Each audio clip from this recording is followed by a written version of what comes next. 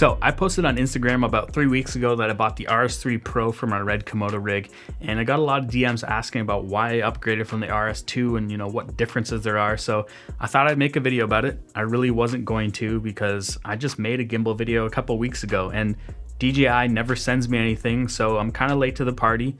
But hopefully this video will bring something new to the table, and it won't be your typical gimbal review since I'm kind of using it in a weird ring grip setup instead of this single-handled configuration.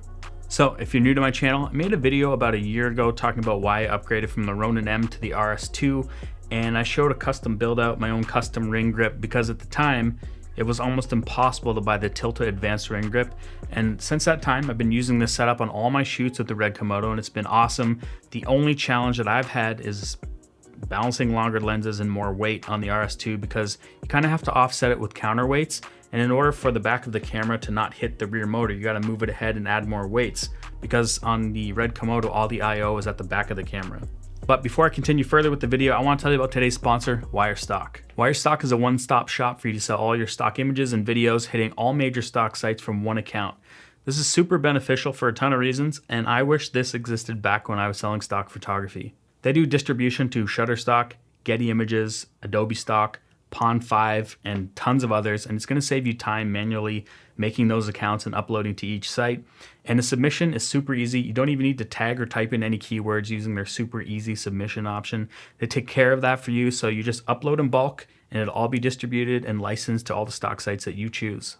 You also get your own portfolio to showcase your work, and you can actually sell it directly from your portfolio, so you can sell it as collections, individually, or even as prints. And since Wirestock handles all the royalties and sales from multiple sites, you have access to all that trackable data in your dashboard so you can see where all the sales are coming from. Wirestock takes a 15% commission from the service, but that still gives the creator 85% of the payout, which is pretty reasonable when you think about how much time is going to be saved. Wirestock's not only going to save you time, but it's also going to save you that headache of dealing with all these multiple stock sites. So if you're a creator looking to sell stock photos or videos, make sure to check the link in the description. You can sign up for free.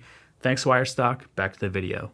So when DJI announced the RS3 Pro with much longer arms, I was like, okay, this is a no-brainer. I need to upgrade to this because this is going to make things way easier. The side arms are about 2 inches longer, and I'm not going to need counterweights to balance lenses like my DZO Vespids.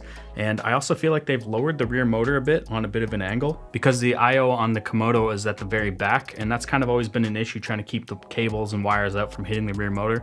And on the RS3 Pro, they clear it no problem. When it comes to the weight and handling of the gimbal, it's got carbon fibered arms, kind of like the RS2. These are supposed to be better. It feels really nice, and in its normal configuration, it's around 2.5 pounds, but it can still handle 10 pounds like the RS2. But because of the longer arms, it's going to fit way bigger cameras, way easier than the RS2. And I also noticed that the camera mount actually looks wider as well, so people with Blackmagic pocket cameras can fit that awkward wide camera on there. Now, I just bought the standard version of the RS3 Pro, which comes with a nice case, but it doesn't come with anything else that it would come in a combo set. So no wireless transmitter, no follow focus, but it doesn't matter because I use a little bit more professional stuff over at DJI. Not saying that the DJI Raven Eye is awful, but it's Wi-Fi and it has latency issues.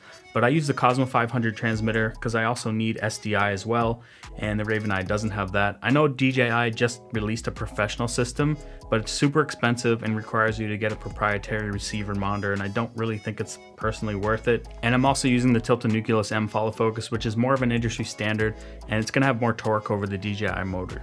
So I've been showing the B-roll of my setup, and it's kind of my own custom rig. I built this whole thing out and I made a video about it, as I mentioned. So if you want to watch that, make sure to check that link in the description. But basically, I'm using a custom plate to mount the Tilta RS2 power base to my old Ronin M ring grip, and it's been flawless. The RS2 accessories all work with the RS3 Pro, which is awesome.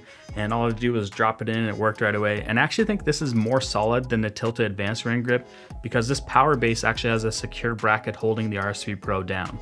I get hired to do a lot of gimbal work, and I bought the red Komodo specifically for that reason because it's the perfect gimbal camera. And over the last couple years, I wanted to avoid buying the big Ronin 2 because it's so heavy. It's probably what I actually should have. But now that the RS3 Pro is here, it just has the right amount of subtle upgrades over the RS2 to kind of make me care less about the Ronin 2. And one of the new awesome features is the auto axis lock system. You can set it to fold up when you shut it off so you don't have to manually do it yourself. And when you turn it back on, it unlocks and folds back out, which is really cool. But since I have a lot of cables coming off the camera, I just have it set to lock where it sits in a normal orientation. And This wasn't a feature I thought I'd care about, but it's actually one of my favorite things now. It's supposed to have upgraded stabilization and algorithms, but basically I just got it all dialed into how I like, and it feels about the same as the RS2, but let's jump into the settings. So I've already got the camera balanced, and I'm gonna go to super smooth and start calibration. I'd recommend using super smooth because I feel like it does a better job. And in the settings here for follow speed, I'm gonna customize it to around 13. I kind of like it really slow because I don't want it to respond to every little tiny movement I do, but I think that it's easier to customize this through the app, and I've shown this before in the RS2 settings. So basically I'm just going to kind of show you what I've got set up here that I've spent hours perfecting and getting dialed in. If you want to screenshot this and try it out for yourself, you can do that, but basically these are all the settings that I'm using that I feel are the best.